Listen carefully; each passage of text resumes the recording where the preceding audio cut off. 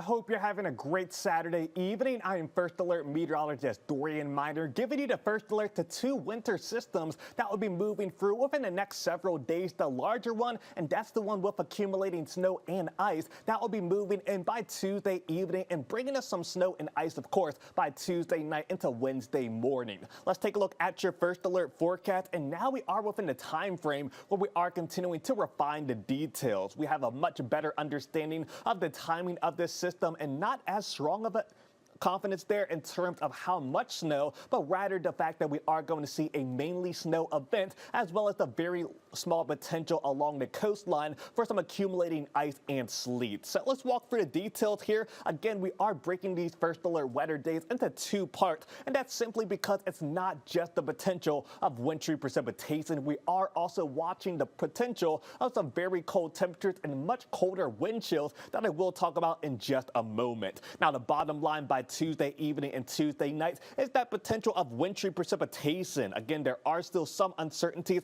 on how much snow and ice that we see, but know that we will start to see some accumulations, mostly inland for snow and mostly an ice event if you are along the coastline. Now, again, those are broken into two parts, Tuesday evening through Wednesday morning. And again, that's when the snow tapers off Wednesday morning. We'll still track temperatures that are close to the freezing mark, and then we could do this all over again, mostly for freezing rain by Thursday night into early Friday morning. Now, as far as those temperatures go, daytime highs are going to be into the mid to upper 30s. Some of us farther inland might only touch the freezing mark, and we are going to note those overnight lows that are back into the teens and 20s. Now, we do have sustained winds on top of whatever we see in terms of our snow pack, and those wind chills, of course, will span the single digits inland and likely into the teens to near 20 degrees if you are along the immediate coast. So for the entire area, that's where we do have the better potential of a cold weather advisory and more likely an extreme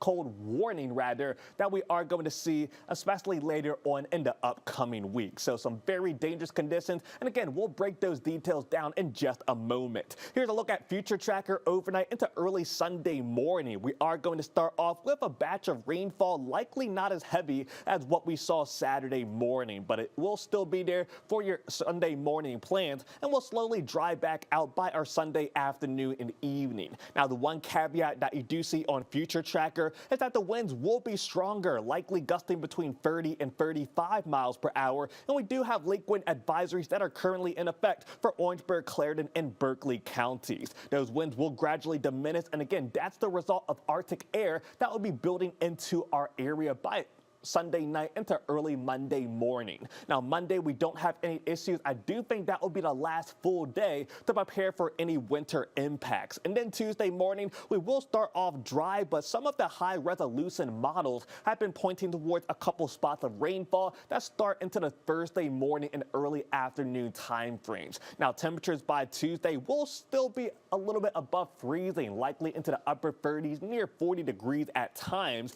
And then we start to build onto that potential of wintry precipitation as we go into our Tuesday evening and Tuesday night. Now, notice that along the coastline, it'll be a mix of rain and snow. I do think we start as all snow in our far northern and western counties. And then everybody slowly transitions into all snow, maybe some freezing rain lingering around along our beaches. But again, with that snow moving out, that will be as soon as Wednesday morning and eventually will clear out by Wednesday afternoon and evening. But again, we do have that potential really a few hours window that we are tracking from Tuesday evening and continuing through Tuesday night into Wednesday morning.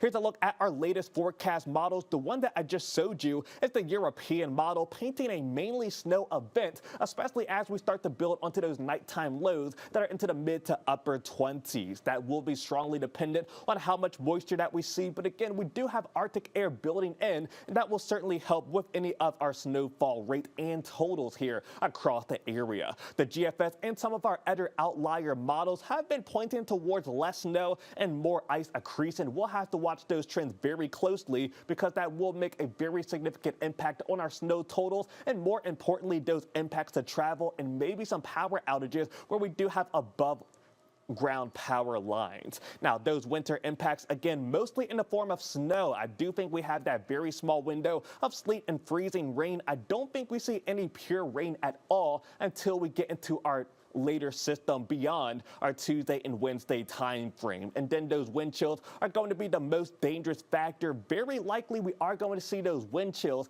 that are spanning the single digits and teens. So let's break it down day by day. And again, tomorrow will be the warmest day, likely cresting into the upper 50s and the 60s even by the early afternoon hours. That cold front moves through Sunday night, and by Monday morning, we will already start to feel like the upper teens and lower 20s, and only continuing to cool back down as we head into our Tuesday, Wednesday, and Thursday mornings. Here's a look for some of our far inland counties, likely going to feel like the teens on Tuesday and Wednesday morning. Those sustained winds to stay between 10 and 15 miles per hour, and I do think the coldest morning is going to be on Thursday morning. Our wind chills could actually be into the single digits and maybe as warm as 15 degrees along the immediate coastline. And for that reason, that's why we have issued Thursday morning as a first alert weather day, as well as the very small potential of some light freezing rain. Now, the European model does not have that potential Thursday morning, but again, we still are locked into the clouds. We will have a snowpack, whether it is an inch or two or whether it's a little bit higher than that. That will help us to cool down even more on top of some of those elevated winds. Now, you do see by Thursday evening and Thursday night, I do believe this is the better time frame